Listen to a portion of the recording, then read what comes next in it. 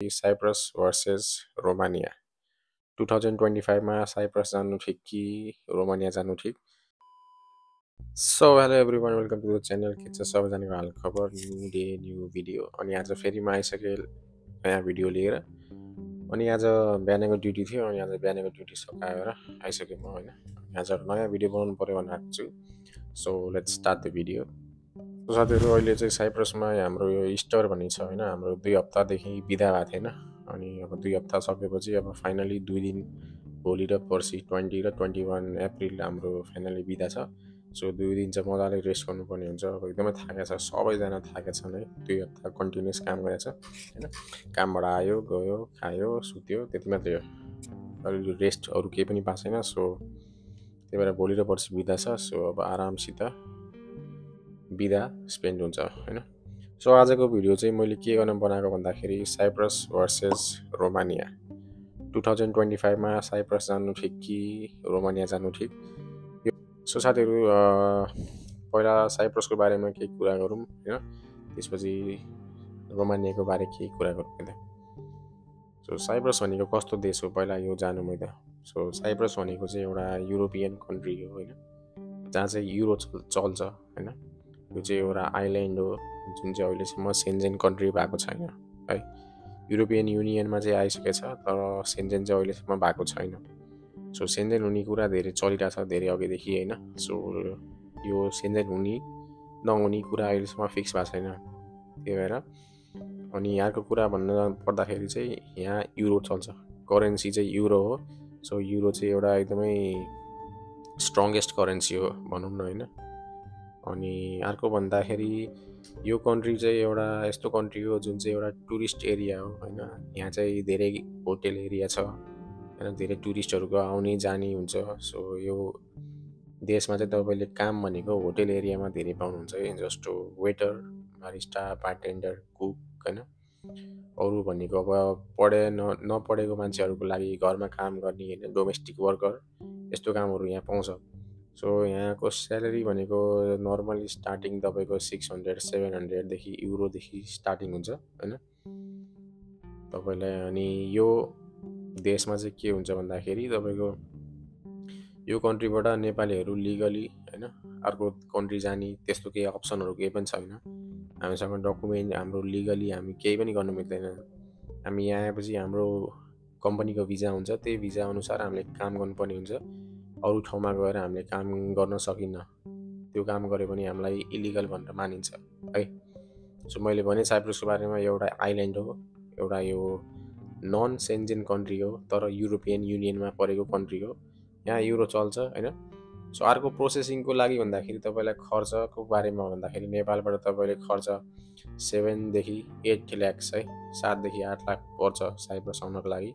अनि processing time भनेको 2.5 महिनादेखि 3 महिना मात्रै है। साइप्रस आउनको लागि तपाईँ कहीँ पनि जानु पर्दैन, नेपालबाटै सबै काम हुन्छ। अरू ठाउँ जस्तो दिल्लीमा गएर भिएफएक्स गर्ने यहाँ त्यहाँ केही पनि चक्कर छैन यसमा है। तपाईँको के चाहिन्छ भन्दाखेरि तपाईँले अब कति पढ्नुभएको छ त्यसको पेपर चाहियो होइन, पुलिस सर्टिफिकेट चाहियो, द्याट्स इट। अरू केही पनि चाहिँदैन, तपाईँले काम गरेको एक्सपिरियन्स हुनु पऱ्यो, एक्सपिरियन्स सर्टिफिकेट चाहियो होइन। त्यो बाहेक अरू पनि केही पनि चाहिँदैन साइप्रस आउनुको लागि। सो साइप्रस आउनु चाहिँ एकदमै सजिलो छ होइन। तपाईँले जस्ट इन्टरभ्यू पास गर्नु पऱ्यो होइन। इन्टरभ्यू पास, मेडिकल पास गरे तपाईँले 2.5-3 महिनामा साइप्रसको भिजा आइसक्छ। अनि साइप्रसको भिजा भनेको चाहिँ तपाईँको पेपर भिजा हुन्छ, तपाईँको पासपोर्टमा छाप हानेर आउने केही पनि हुँदैन। जस्ट यो एउटा पेपर भिजा हुन्छ जुन चाहिँ डाइरेक्ट साइप्रसबाट नै तपाईँलाई कोरियरको थ्रु पठाइदिन्छ उनीहरूले है। So let's talk about Romania है। रोमानियन पनि एउटा युरोपियन कन्ट्री हो जुन चाहिँ तपाईँको स्लोभाकिया, बुल्गेरिया यो कन्ट्रीको बिचमा रहेको छ यो कन्ट्री है। सो यो कन्ट्रीको कुरा गर्नु जाँदाखेरि चाहिँ यो एउटा सेन्जेन कन्ट्री हो होइन। जुन भनेको चाहिँ सेन्जेन कन्ट्री भनेको चाहिँ तपाईँले सेन्जेन कन्ट्रीको एउटा भिजाबाट तपाईँले युरोपियन युनियनको धेरै देशमा तपाईँले जान मिल्छ घुम्नको लागि है। त्यो घुम्नको लागि तपाईँले धेरै खर्च गर्नुपर्ने हुन्छ आफैले है। हामीहरू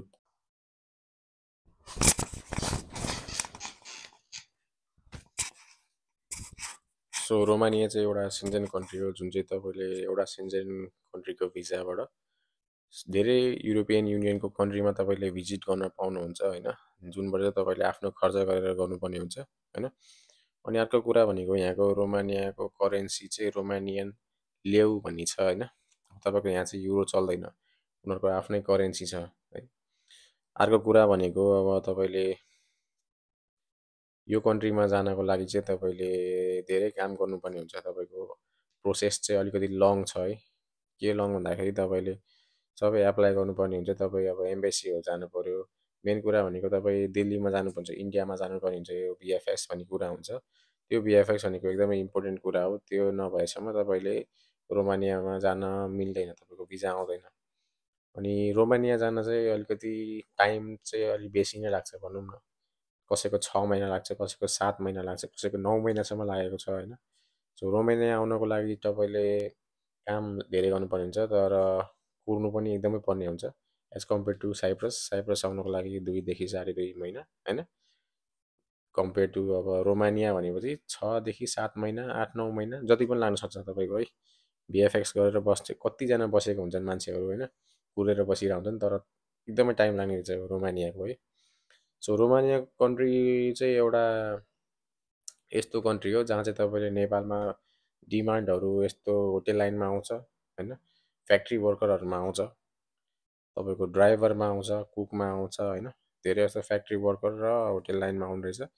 अनि तपाईँको नर्मल कुरा गर्ने भए चाहिँ डोमेस्टिक काम गर्ने भए चाहिँ तपाईँको न्यानीहरूमा होइन, बच्चाहरूलाई केयर गर्ने, अलिकति एज गएको मान्छेहरू, अलिक बुढापाकाहरूलाई केयर गर्ने, यस्तो काममा धेरै मान्छेहरू गइरहेको छन् होइन। सो तपाईँलाई मैले भने यहाँको करेन्सीको बारेमा रोमानियन लेउ। अनि अर्को भनेको लागत। तपाईँको लागत चाहिँ 9 देखि 10 लाख लाग्दो रहेछ रोमानिया आउन है। मैले धेरै मान्छेबाट सुने होइन, कसैले 8 लाख भनेको छ, कसैले 9 लाख भनेको छ, कसैको 10 लाख भनेको छ। यो बाहिर आउने तपाईँको प्राइस चाहिँ फरक फरक, तपाईँको कन्सल्टेन्सी अनुसार, म्यान पावर अनुसार नै फरक फरक हुँदो रहेछ है।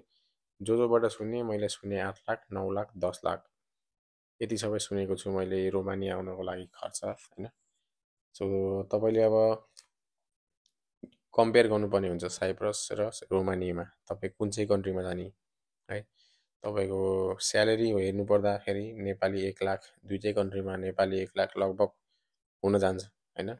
तपाईँले लागत हेर्ने भए तपाईँको साइप्रस आउनलाई 7 देखि 8 लाख, रोमानिया आउन 8 देखि 9 लाख या 9 देखि 10 लाख, अलिक बढी लाग्छ रोमानिया आउन, किनकि साइप्रस भनेको एउटा नन सेन्जन कन्ट्री हो। यहाँबाट तपाईँ अरू देशमा जान मिल्दैन।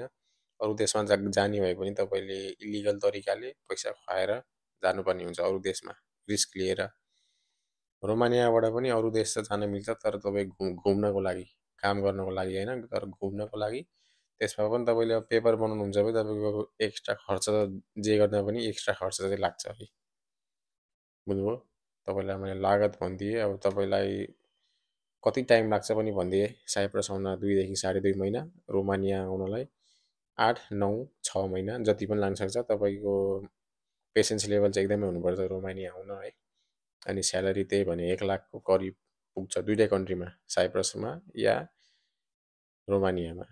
अनि करेन्सीको कुरा गर्दा साइप्रसमा युरो चल्छ। Euro is very strongest currency in the world होइन। युरो र डलरको एकदमै स्ट्रङ्गेस्ट हो यो दुइटा होइन। जहाँ चाहिँ अब रोमानियामा रोमानियन लिउ छ होइन। सो त्यही नै हो साथीहरू, तपाईँहरू यो भिडियो पुरै हेर्नुभयो भने तपाईँले आफै कम्पेयर गर्न सक्नुहुन्छ साइप्रस आउने कि रोमानिया आउने।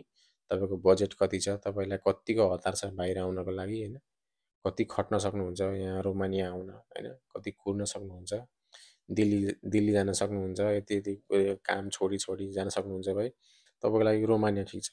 सिन्जेन कन्ट्री खोज्दै हुनुहुन्छ, म होइन म अरू देशमा पनि जान चाहन्छु भनेपछि तपाईँलाई रोमानिया ठिक छ। होइन म काम मात्रै गर्छु, मलाई अरू देश जानु छैन भने चाहिँ तपाईँलाई साइप्रस ठिक छ होइन।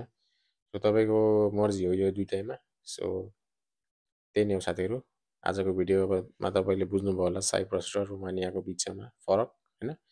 सो त्यही नै हो। अब कमेन्ट गरिदिनु होला कुन चाहिँ देश जाँदा ठिक हुन्छ तपाईँहरूलाई होइन। त्यही हो। Thank you so much for watching this video. So next भिडियोमा भेटौँला हामी। नेक्स्ट भिडियो चाहिँ पनि छिटै आउनेछ। So thank you so much for watching. By.